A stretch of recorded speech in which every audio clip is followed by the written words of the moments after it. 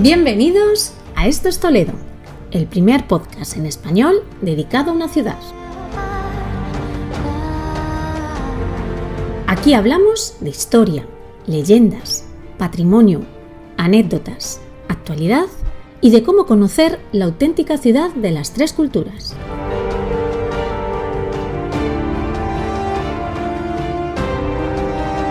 Ponte cómodo. Comienza tu viaje.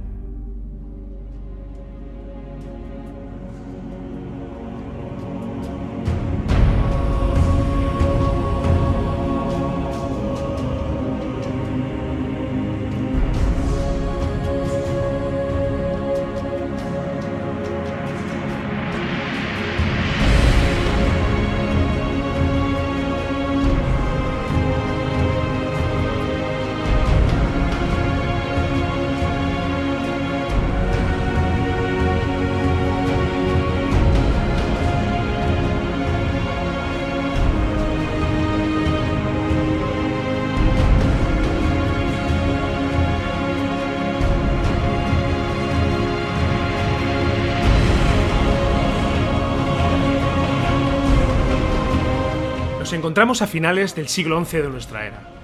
La primera cruzada, proclamada por el Papa Urbano II en el Concilio de Clermont, se dirige hacia Jerusalén con un propósito y objetivo claro: expulsar al califato fatimí de Egipto que allí se encontraba. El 15 de julio de 1099, la ciudad cae en manos del ejército cruzado y convertida al culto cristiano. La conquista de Tierra Santa era una realidad. Ante la necesidad de defender las rutas y las vidas de los cristianos que peregrinaban hacia Tierra Santa, un grupo de 9 caballeros franceses, liderados por Hugo de Payns, nace para tal propósito. Es el origen de la Orden del Temple. Mucho se ha escrito y contado ya sobre este grupo de monjes guerreros que dejaron su impronta en la sociedad medieval de los siglos XII, XIII y XIV. Y ese aura de misticismo perdura en el paso del tiempo.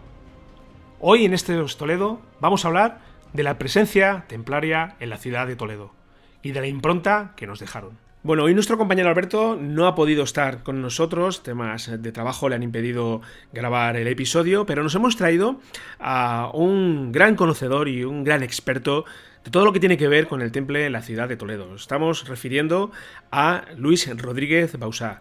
Muy buenas, Luis, bienvenido otra vez a Esto es Toledo. Muy bien, muchas gracias, Fran. Encantado de estar otra vez contigo. Bueno, hemos hecho un breve repaso y hemos hablado así por encima de lo que significó la orden del Temple en la Edad Media, pero me gustaría que antes ya de centrarnos ya más en la temática del podcast de hoy, que hiciéramos pues una breve reseña o que por lo menos intentáramos identificar cuándo tenemos constancia que esta orden aparece en España. Porque, bueno, en este siglo XII de nuestra era, España, la península ibérica, realmente, era una suerte de reinos cristianos y reinos de taifas enfrentados entre sí, entre los propios reinos cristianos. Pero tenemos una fecha más o menos aproximada y, sobre todo, en qué zona de la península ibérica de esta España surgió la Orden del Temple. Pues lo de la zona geográfica es más sencillo de responder, porque efectivamente de esto sí que es seguro. La presencia de los freires en los reinos de lo que luego sería España se produce entrando desde Francia por la zona de Cataluña y el reino de Aragón. En cuanto a la fecha, es prácticamente imposible saber de verdad cuándo vinieron. Sabemos, porque se les cita en un documento que se conserva en el Archivo Histórico Nacional, en la sección de órdenes militares, que hacia el año 1131 se les menciona. Eso significa que en el año 1131, en la zona de Cataluña y de Aragón, había presencia del temple, pero no sabemos desde cuánto tiempo antes, ¿no? Hay algún que otro autor de prestigio, por cierto, que dice que ese documento es una copia, que es verdad, es una copia, y que fue un error la transcripción de la fecha, y él lo retrasa hasta 50 años después, hasta el torno al año 1180. Así que tenemos las dos versiones. Quien asegura que por el año 1113 o 1131 1131 en ese intervalo tuvieron que venir, o quien lo retrasa 50 años más hasta 1180. Y bueno, era indudable que tarde o temprano la presencia del temple tenía que llegar a una ciudad como Toledo, que era ya incluso en aquella época un referente. Y tenemos constancia, Luis, precisamente en la ciudad de Toledo, o cuando podemos acudir a alguna fecha en concreto para la cual podemos fiarnos de cuándo hace acto de presencia el temple aquí en Toledo, o nos encontramos nuevamente en esa situación de incertidumbre, de no saber cuándo aparece el temple en Toledo. Pues es lo que tú dices, es prácticamente imposible saberlo, y además dudo mucho que en ningún momento se pueda saber. ¿Por qué? Entre otras cosas porque la inmensa mayoría de la documentación del temple en Castilla y por ende en Toledo se perdió de manera irremisible, ¿no? Hubo una especie de expurgo una vez que la orden es mandada que se disuelva y desaparezca, y entonces la inmensa mayoría de los documentos que nos hubieran aportado alguna luz sobre la presencia, no solo en Toledo, sino en todas las bailías encomienda de la orden en lo que era el antiguo reino de Toledo, esa documentación, como digo, desapareció del todo. Hay quien asegura, o quien aseguramos, que de manera con una presencia potente debieron estar al inicio de la construcción de la catedral. Entonces seguramente podemos calcular que en ese año de 1110 o 1115 ya estarían, porque en 1226 es bastante probable que los caballeros templarios, junto con el gremio de hortelanos, fueran los que financiaran la construcción de la Catedral de Toledo en primera instancia, como tantas otras catedrales que surgieron en toda Europa, ¿no?, pagadas a tocateja por los caballeros templarios, que, dicho sea de paso, eran los únicos que disponían del dinero suficiente para financiar ese tipo de obras, que eran de una envergadura absolutamente descomunal para la época. Claro, porque existe esa certeza de que al final los templarios eran los primeros banqueros de la época, los primeros que comenzaron a conceder préstamos a lo largo de toda Europa, ¿verdad? Sí, claro, esto era una manera además de salvaguardar los dineros de los viajeros que intentaban desplazarse o bien de romería o de peregrinación, o simplemente por un viaje por motivos políticos o culturales, ¿no? En aquel momento los caminos eran muy peligrosos y la única manera que podían tener cierta garantía era depositando el dinero en cualquiera de las encomiendas del temple, y tenían una especie de salvoconductos que les permitía ir retirando el dinero que necesitaran en cada uno de los castillos del temple. En ese sentido, sí, de alguna manera fueron los primeros banqueros, los primeros custodios de un dinero de gente que se lo dejaba precisamente para que no fueran robados por los caminos. Piensa que cualquier desplazamiento suponía un coste elevadísimo en tiempo, pero también en dinero. Había que pagar la posada, había que pagar la comida, no solo tuya, sino de tu séquito, porque estamos hablando de que cuando alguien se desplazaba, salvo raras excepciones, es que tenía posibilidad de hacerlo. Eso significaba que era una persona importante, un burgués de cualquiera de las ciudades, y eso significaba que se desplazaba con un pequeño séquito que había que alojar, que había que dar de comer. Estamos hablando de los templarios en Toledo y hay que hacer referencia a una obra precisamente de Luis que hablábamos la semana pasada en el podcast, lo recomendábamos en nuestra biblioteca de Toledo, que es Templarios en Toledo. Luis, aquí en esta obra, en este ensayo que haces sobre el temple en Toledo, haces referencia a varias localizaciones de la ciudad donde se tiene constancia, de alguna manera, de la presencia del temple. Estoy viendo precisamente ahora, en el libro, estoy consultándolo, que el castillo de San Servando, como tal, lo podemos identificar como un emplazamiento templario, ¿cierto? Sí, cierto. Este es de los pocos lugares donde tenemos constancia documental de que perteneció a la Orden del Temple. Muy pocos años, pero hay un documento que se conserva en el archivo catedralicio, por el cual el rey Alfonso VIII les cede a los míos Freire Temple Toletani el castillo de San Cervatos, que era como se llamaba en aquel momento, para que participaran o para que hicieran una defensa efectiva de aquella zona de la ciudad. Claro, ese es un documento incontestable, ¿no? Durante muy pocos años, porque seguida son mandado prender y disolverse, pero aquel castillo perteneció, por tanto, al temple. El problema está en los otros enclaves, de los que a mí siempre me gusta contar, que en algunos casos tenemos digamos, la posibilidad casi al 99% de que fuera cierto que perteneció al temple. Estoy pensando en su casa de hospedería, por ejemplo, y en otros casos no tenemos ningún documento que lo avale, como es el caso de la iglesia de San Miguel, pero ahí hay datos arqueológicos. Hay un escudo del temple en una de las pechinas del crucero, y a la espalda de la iglesia hay una loa en honor a la cofradía de San Pedro y San Bartolomé, y aparece un escudo partido, y en la parte de arriba está el escudo del temple, con lo cual es evidente que aquella iglesia en algún momento perteneció a la Orden del Temple. Otro emplazamiento también en la ciudad, Luis, muy íntimamente ligado con la Orden del Temple, es precisamente la Casa del Temple, que se encuentra en lo que es las cercanías de la Plaza del Seco. Este lugar, este rincón de la ciudad, yo lo conozco de hace ya tiempo, e incluso haber estado ahí cenando, porque esto ha sido anteriormente un restaurante. Pero si tiene constancia de que aquí, en este rincón, en esta casa, habitaron templarios.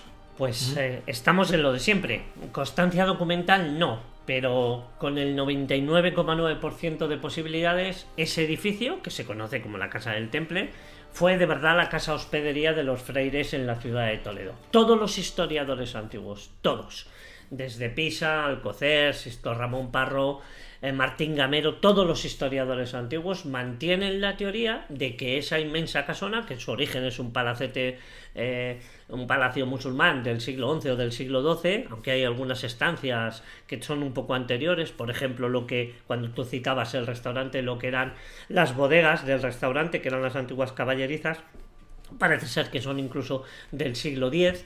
Vale, pues todos los historiadores, insisto, citan ese enclave, ese emplazamiento, como la casa hospedería de los freires en la ciudad de Toledo. Pero no existe ningún documento que lo pruebe y que lo avale.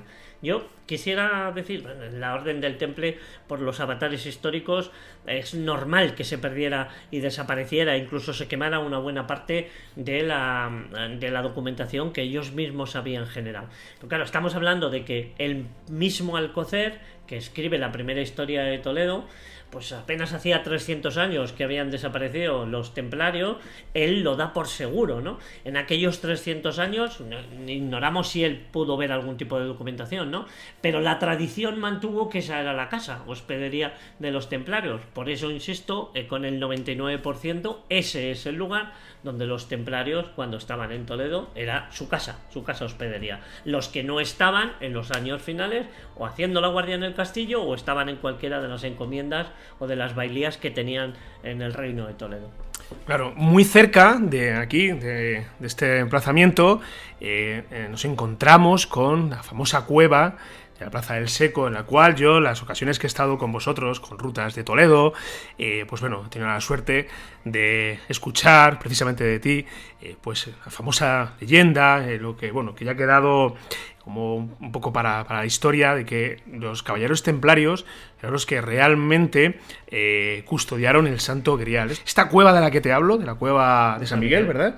Yo te recuerdo contar allí precisamente pues todo lo que tiene que ver con el Santo Grial, con la mesa incluso del rey Salomón. ¿Esto tiene alguna relación con los templarios?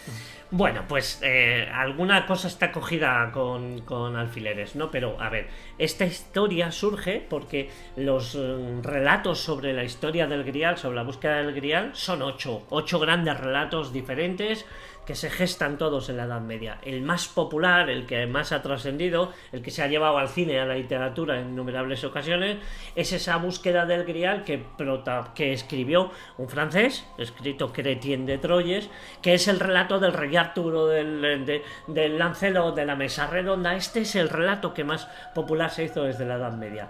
Pero ese relato que escribió este trovador francés no tiene nada que ver con el que escribió Guillermo de Malmesbury, Robert de Borón o un monje templario alemán que se llama Wolfram von Eschenbach, que escribió un relato que se llama Parzival, en el que una parte de esa novela transcurre en la ciudad de Toledo, ¿no? Creo recordar, aunque hablo de cabeza, que Toledo aparece 16 veces en ese libro. Es muy curioso porque con ese libro en la mano todavía hay partes de la ciudad que uno puede recorrer. Y en ese relato de Parzival es donde se cuenta que los caballeros de templarios templarios de Toledo custodian en el castillo de San Servando la reliquia que es el Grial, y que por eso se gesta toda esa historia de que muchos siglos después hasta los mismísimos nazis vinieron a Toledo porque Parzival fue una obra de cabecera de los jerarcas nazis, y entonces, como no acababan de identificar muy bien aquello que aparecía como Montsalvat, primero lo identificaron con Cataluña, con Barcelona, y allí les mandaron para Toledo, que hay multitud de coincidencias también en los topónimos, pues al final vinieron a buscarlo hasta la ciudad de Toledo, ¿no? Insisto que ese es un texto que se gesta en 1225, del que se conservan más de una quincena de textos completos, algo inaudito para una obra medieval. Tiene más de 25.000 versos en su origen, está escrito en alemán antiguo, y ahí aparece Toledo como el enclave, uno de los enclaves donde se custodiaba el Grial. De ahí a utilizar la cueva, que tiene unos ramales que pasan por debajo de su iglesia, de la iglesia de San Miguel, pues la relación es bastante rápida y bastante inmediata. Sí, la verdad que la cueva es increíble, es un lugar que, bueno, que yo siempre que he tenido la ocasión de estar allí, te sobrecoge principalmente por lo grande que es la cueva, ¿verdad? Esa roca, ese granito. ¿Cuándo está datada esa cueva realmente? Pues ya se habla incluso de la edad del bronce. Sí. Hay algunas investigaciones que se hicieron por parte de dos universidades que dataron no tanto la cueva, que debe tener una datación tectónica que vaya usted a saber, ¿no? Sino el trabajo de, pues si quieres, de acondicionamiento, de horadamiento, de preparación de la cueva desde la época del bronce, ¿no? Y además esa cueva es muy interesante por muchas cosas, ¿no? Pero es la cueva que figura, o sea, a poco que uno sepa leer entre líneas, en ese relato fantástico escrito en una obra cumbre de la literatura universal, que son Las Mil y Una Noches, como el lugar en el que Tarek, después de derrotar al rey Don Rodrigo, se mete en esa cueva y ahí topó con la mesa de Salomón, en esta cueva. Bueno, más allá de lo que es la ciudad de Toledo, en nuestra provincia, la región, también tenemos lugares y enclaves que apuntan nuevamente a lo que es la Orden del Temple. A mí particularmente, lo hablábamos, Luis, antes de comenzar a grabar el podcast, hay un lugar que me fascina, me encanta, siempre que tengo la ocasión de pasar por las cercanías, pues me escapo a verlo, y es la iglesia de Santa María de Melque. ¿Guarda este lugar alguna relación directa o indirecta con la Orden del Temple? Porque bueno, esto al final, claro, corrígeme si me equivoco, esto al final corresponde un poco con lo que era la marca que delimitaba lo que era el reino cristiano con las taifas musulmanas, ¿verdad?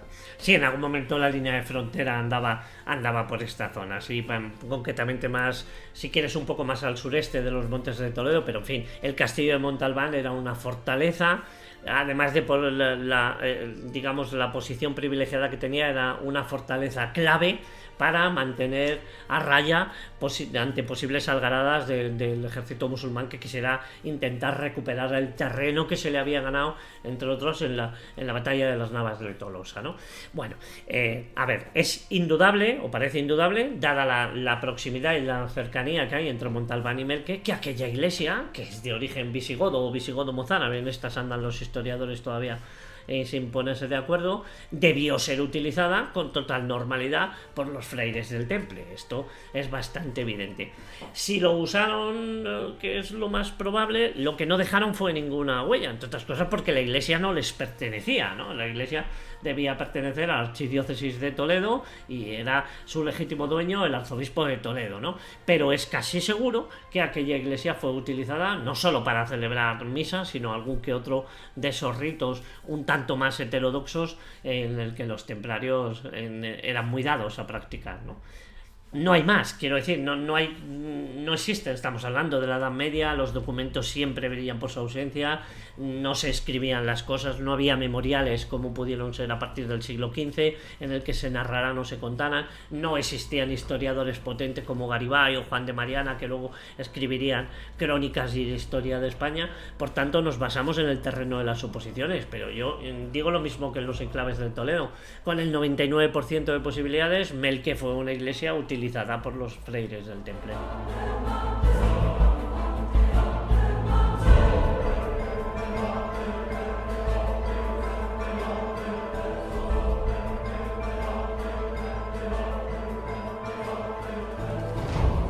Y siguiendo por este peregrinar por toda la provincia de Toledo, ya más allá de la ciudad, buscando estas huellas templarias, nos encontramos precisamente con un enclave que a mí particularmente, yo cuando lo leí en tu libro me llamó la atención, porque estamos hablando de Novés y su Virgen Negra. Siempre las vírgenes negras se han asociado a todo lo que tiene que ver con el temple. Hablamos un poquito de esta Virgen Negra, Virgen de la Monjía de Novés, Luis. Pues yo he de confesar que descubrí esta historia releyendo los libros de uno de los grandes investigadores del temple en España. Hay dos personas que son dos puntales, uno es Juan García Atienza y el otro es Rafael Alarcón Herrera. Y él hablaba y daba por seguro que esta Virgen de la Monjía, bueno, él de hecho lo califica como el mejor exponente de vírgenes negras pertenecientes al temple, lo que él llama damas negras del Grial, ¿no? Es verdad lo que tú comentabas, ¿no? Que es bastante fácil rastrear enclaves templarios si hay vírgenes negras que proceden de la época en la que estamos hablando, ¿no? De la Edad Media, y sobre todo proceden o tienen una estructura del románico, ¿no? Entonces es casi seguro que en aquellos lugares donde se venera una imagen que es una Virgen Negra, insisto, y que pertenezca al siglo XII o al siglo XIII, pues es muy posible que quien introdujera el culto allí fueran los caballeros templarios. Y además es que esta es una de las bases para la localización de asentamientos afines a la orden, ¿no? Es bastante difícil a veces saber si aquello perteneció o no perteneció, por la misma historia de siempre, porque no hay documentos que lo prueben, y entonces hay que recurrir a antiguas leyendas, a topónimos o a imágenes. En este caso las vírgenes negras son un buen exponente de la presencia del temple.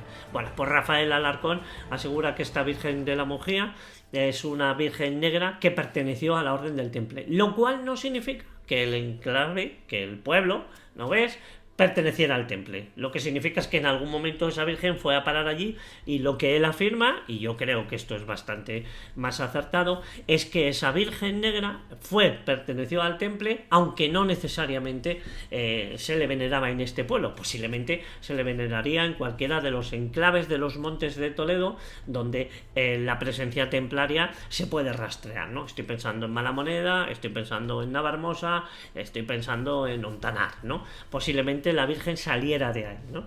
Y fuera en algún momento de la historia, porque además revisando las historias locales del pueblo, todas coinciden en que nadie sabe cuándo apareció, o sea, cuándo se llevó allí la Virgen. Como tantas vírgenes negras, se le hace aparecer de manera milagrosa. Hay una disputa incluso por quedarse con la Virgen entre los pueblos cercanos, y es que este es el pan nuestro de cada día. Las vírgenes negras siempre son muy milagrosas, aparecen de manera fortuita. Si es zona de monte se le aparecen a un leñador, y si es zona de pasto se le aparece a un pastor, y además lo que hace es decirle al que la ha encontrado que le diga al cura del pueblo que quiere que le hagan una ermita allí. Entonces, si el cura se pone pesadito y se la quiere llevar a la iglesia, la Virgen se empeña en volver siempre a ese sitio, aunque el cura la haya dejado en la iglesia, ¿no?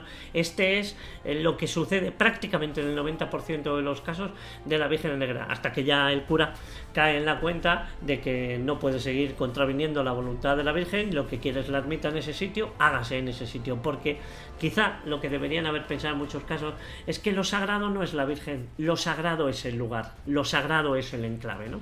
Yo suelo poner el mismo ejemplo, ¿no? Es como la Virgen del Pilar. Lo que es de verdad sagrado y místico es el pilar donde se asienta la Virgen. La Virgen es un mero adorno, dicho con todo el respeto, que en algún momento se colocó encima para sacralizar ese betilo, esa piedra que había sido sacralizada por cultos paganos desde la más remota antigüedad.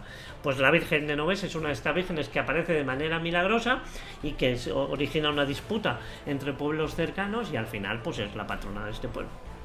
En tu obra haces una relación de enclaves muy curiosos. A mí, la verdad que me han llamado mucho la atención, aquí de la provincia de Toledo, en el cual, de alguna manera se puede tener constancia de rastros del temple. Hablas de Val de Santo Domingo, hablas del pueblo de Caudilla, hablas de Mesegar, San Pedro de la Mata, hablas de Carranque. La verdad que me ha resultado curioso. San Martín de Pusa, hablamos de Mazarambrós, Ocejón incluso, aquí al lado de Toledo. Pero siempre dejando claro que con la documentación en la mano, sobre todo un documento que es clave para conocer dónde tenían asentamientos el temple, en lo que hoy es la provincia de Toledo, solo existían 3 o 4 lugares. Era el Castillo de Montalbán, del que ya hemos hablado, eran las casas de Villalba y Cebolla, y era Ronda y Carpio. Y luego hay un cuarto lugar en disputa, que es Juncos, escrito Juncos en aquel documento de Medina del Campo por el que se les obliga a ir a pechar en el año 1302 a los templarios de los reinos católicos de la península ibérica. Lo que pasa es que ese Juncos puede ser 3 lugares, puede ser uno de Galicia, puede ser uno de Asturias, o puede ser el de Toledo, ¿no? Porque además es que en Juncos sí que no hay otra referencia de nada, ¿no? Porque uno puede encontrar incluso en las relaciones de Felipe II, en Carpio se cuenta que perteneció al Temple, o en el caso de San Martín de Montalbán también, pero en el caso de Juncos no. Entonces, no está nada claro si el Juncos al que se refiere es al actual pueblo de la provincia de Toledo o al que existe, no si existe, pero existía en Asturias o en Galicia, ¿no? Y todos esos otros enclaves que tú has citado, yo los comento en el libro como enclaves que merecerían la pena ser investigados en su relación al Temple, pues casi siempre esto surge porque en la relación que manda hacer Felipe II, en la que se pide a la persona más culta del pueblo y que supiera escribir que contestara un interrogatorio de 40 y tantas preguntas, se pregunta sobre el origen del pueblo. Y todos esos que yo he citado son los que en algún momento quien escribiera aquel interrogatorio, que no contestara, generalmente el párroco del pueblo, cuenta que se cuenta en el pueblo que este pueblo fue fundado en tiempos del Temple o que lo fundaron los caballeros templarios. Pero ahí se acaba la historia en el 90% de los casos. Muy, muy interesante. Podríamos estar señalando lugares y hablando del Temple durante bastante más tiempo, pero me gustaría, Luis, que, bueno, aquí en tu libro, en la obra, haces referencia a una leyenda de templarios, la cual hablas del fantasma templario de Malamoneda, un rincón de la provincia que, bueno, guarda especial significado porque, bueno, es un pueblo abandonado, ¿verdad? Y cuéntanos un poco, así, a grosso modo, esta leyenda, cómo... Malamoneda es, con el 99% nuevamente de posibilidades, enclave templario, ¿no?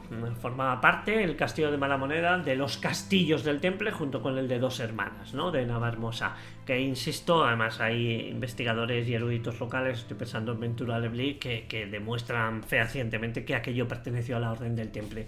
Y el nombre precisamente de Malamoneda, en alguna versión, se gesta a partir de esta leyenda, ¿no? Estaban sitiados en esa torre un grupo pequeñito de freires templarios estaban sitiados por tropas musulmanas, y uno de ellos, cuando se les había acabado el agua del aljibe y no tenían que comer, pues fue débil de espíritu, y entonces se dejó tentar por un musulmán que le ofreció una serie de monedas de dinero si abría la puerta de la torre para que lo pudieran conquistar. Parece ser que esto es lo que hizo. Aquellos musulmanes, según cuenta la leyenda, acabaron con la vida de todos los templarios, incluida la de este templario que había traicionado a sus hermanos, y desde entonces dice la leyenda que, agarrado a las monedas que aquel musulmán les dio, se aparece en determinadas fechas por aquella torre y por las cercanías de ese despoblado, que es absolutamente espectacular, como tú dices. Sí, la verdad que es un rincón de la provincia que merece la pena ser visitado.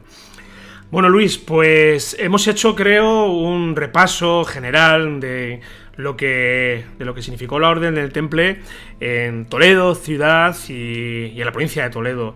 A mí siempre todo lo que tiene que ver con la Orden Templaria me ha llamado mucho la atención, me ha atraído mucho, precisamente por lo que comentábamos al principio del podcast, ese aura de misticismo, ese propósito por el cual nacieron, sobre todo de cuidar de ese tránsito del peregrino cristiano hacia Terra Santa, de esa leyenda de que fueron los custodios del Santo Grial, y creo que teníamos que tocar el tema de templarios en Toledo. Bueno, yo invito a los interesados en el tema que se hagan con tu obra, Luis, con Templarios en Toledo, Ediciones Covarrubias. Supongo que no será difícil encontrarlo en Toledo. No. Este es de los que se encuentra sin ninguna dificultad. Con un prólogo, hay que decirlo, de Jesús Callejo, un lujo. Prologuista oficial de un servidor, sí. Sí. Y bueno, que nada, que si queréis ir un poquito más allá, pues nada, aquí tenéis esta obra para que, bueno, si os veis con fuerzas y con interés, que comencéis a investigar vosotros por vuestra propia cuenta. Luis, ha sido un placer tenerte aquí nuevamente en Esto es Toledo. Gracias a ti, Fran. Y a nuestros oyentes del podcast. Simplemente recordaos que estamos en iTunes y estamos en iVoox, que os agradecemos mucho que nos dejéis ahí cualquier comentario, cualquier reseña en iTunes. Si nos podéis dejar 5 estrellas, la verdad que nos vais a hacer un gran favor. En iVoox nos podéis dejar también cualquier tipo de comentario, alguna sugerencia de algún tema que queráis que tratemos aquí en el podcast, que nos deis un me gusta y que os esperamos por aquí dentro de 15 días hablando nuevamente de Toledo, de la ciudad que nos apasiona. Hasta entonces, un abrazo para todos y un abrazo para todas. Chao.